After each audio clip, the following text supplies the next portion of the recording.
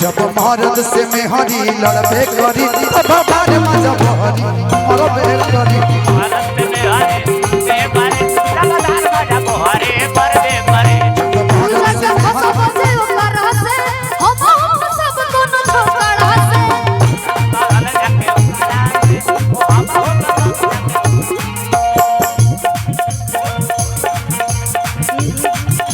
अरे दिया बतिया कर धनिया, अरे दिया बतिया कर धनिया। अच्छा हम लोग के बीच एक नन्हा सा बालक भी आया है, हम चाहते हैं कि इस बालक को भी 2 गीत सुना जाए। हम 2 गीत के बाद थोड़ा सा हम लोग भी रेस्ट हो जाएगा कि बालक सो जाएगा तो फिर हाँ हाँ कि दिया बतिया कर धनिया। हम पहले सैड सॉन्ग गाएंगे उसके बाद बच्चे से गवाएंगे। एक बार तेरे रेल आप लोग बन जाइए भैया का बेचारा परी के कितना पिटम जी देखो तो चेहरा का हो गया। ये मेरी परी के संग ना रूपा जी के संग करे के बना किसे जिया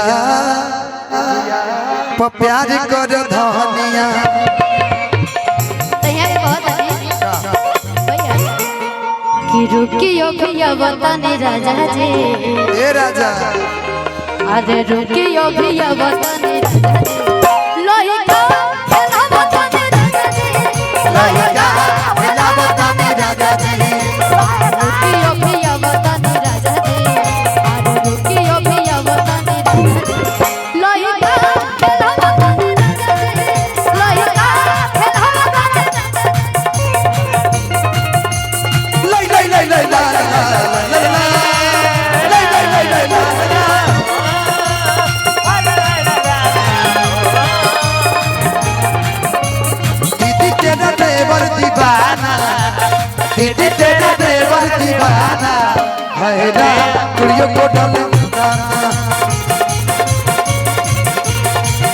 आज धंधा है ये इसका पुराना,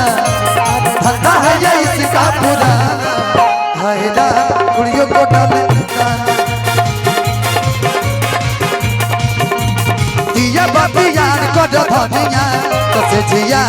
प्यार को धनिया ए शिवानी इधर आइए किसे जिया सजावल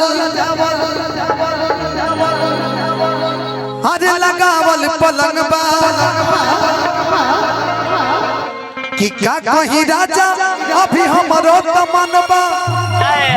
कि क्या कही राजा हो हमरो तमन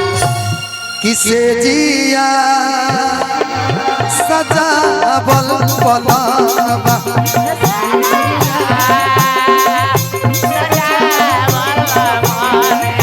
अरे से जिया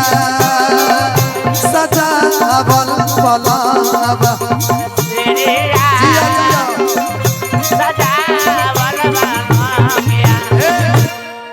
भोरे भोरे फेंक गई दही गोबरा काला गोबरा देखो भोरे फेंक जाता रहे गोबरा काला गोबरा देखो हम तो देखनी हम देवरा के गोबरा काला गोबरा देखो गोबरा काला गोबरा देखो देवरिया के आड़ा रहे न खड़ा हम गोबरा देखनी भैया कि भोरे भोरे फेंक गई रही गोबरा कौन तो काला गोबरा देखो सुना सुना सुना गोबरा काला गोबरा देखो कि बानी परेशान मन कर ले जान तोहार खाना पीना रोक दे रोक दो कि तोहरा जैसा मरद के माथा के दर्द चले झोंक दे तोरा जैसा मरद के माथा के दर्द के चोले में झोंक दे तोहरा जैसा मरद के माथा के दर्द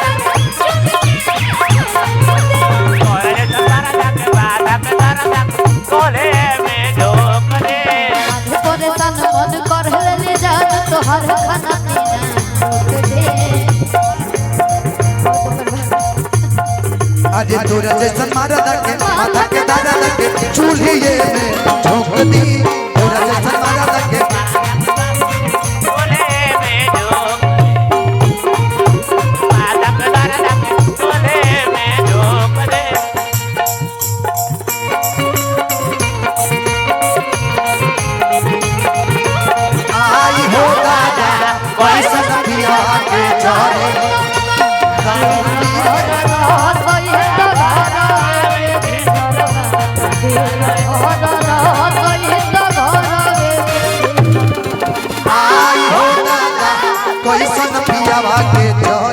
रब्बा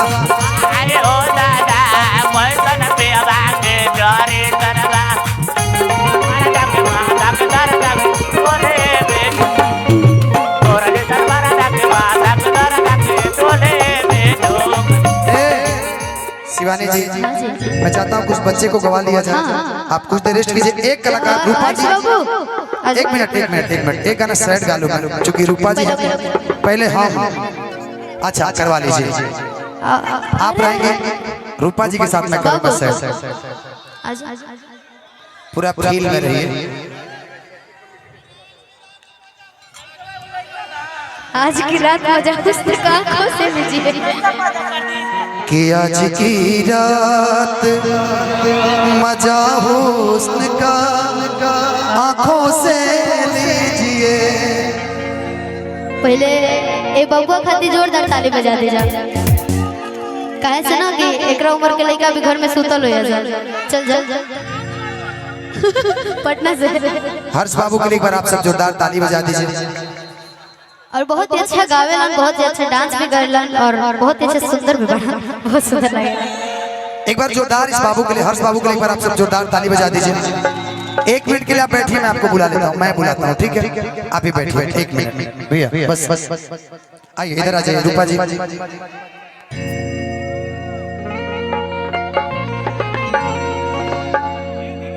रूपा जी से हमारा जब प्यार भइल बुला ले रहे हैं भाई बस 2 मिनट रुक जाइए बुला लेता हूँ। रूपा जी से जब प्यार भइला के बाद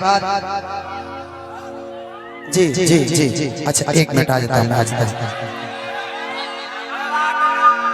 अच्छा ठीक इधर आइए।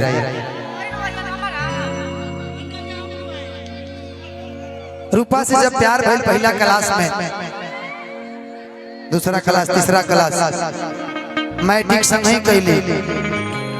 लेकिन मैट्रिक के बाद ही चल गई दिल्ली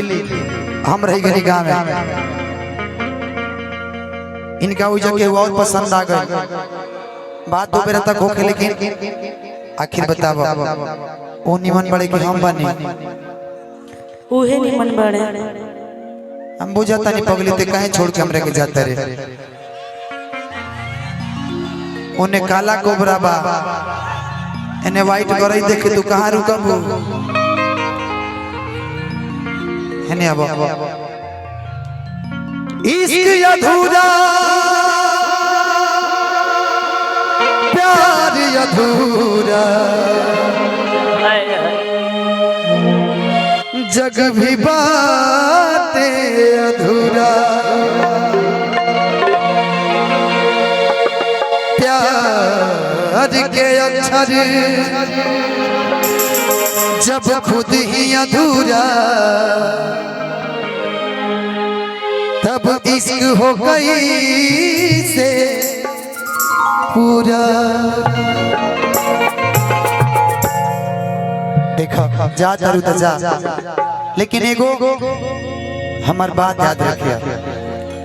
लाइट को वाइट रखिएगा प्लीज इधर उधर मत कीजिएगा कि नैहरा से गोरी जब ससुरवा में जइहा खबर जब पइहा रूपा कि ओढ़नी के कफन हमरा घर भेजबइहा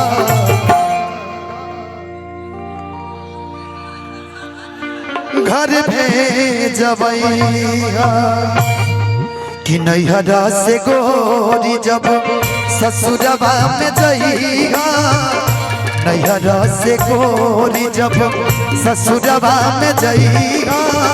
खबर जब पइहा ओढ़नी के कफन हमरा घर भेजबइहा घर भेजबइहा नैहरा से गोरी जब ससुरवा में जइहा खबर जब पइहा ओढ़नी के कफन हमरा घर भेजबइहा घर भेजबइहा।